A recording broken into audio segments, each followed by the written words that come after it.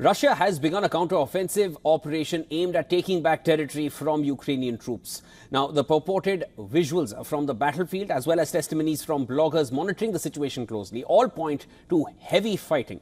According to Major General Apte Laudinov, who commands Chechnya's Akhmat Special Forces fighting in Kursk, Russian troops have gone on the offensive.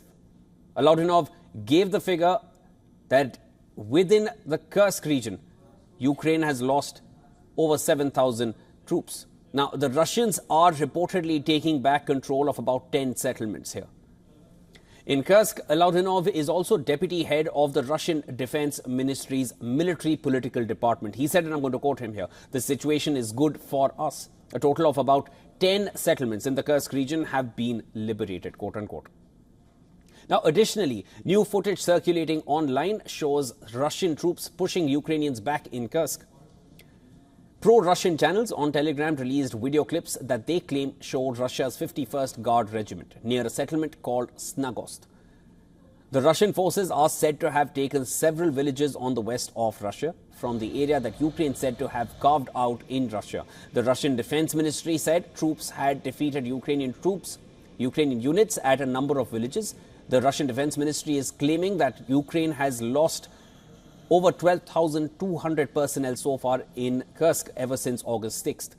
But there was no independent confirmation or immediate comment from Ukraine on this. Russia is yet to confirm the counter-offensive ever since Ukraine sent thousands of its heavily armed troops across the border into Russia.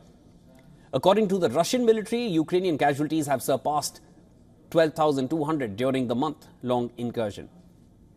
Ukraine weakened its battlefield position, especially in East Ukraine. Ukraine hoped that its Kursk operation would force Russia to pull troops from eastern Ukraine. But instead of pulling troops from the Donbass front line, Russia continued to push forward with Ukrainian troops focused on the Russian region. Now, this is something that Ukraine did not foresee. Pokrovsk. Now, Pokrovsk is a logistical hub, an industrial powerhouse, and Russia is focused on it. It is seen as a gateway between eastern and central Ukraine.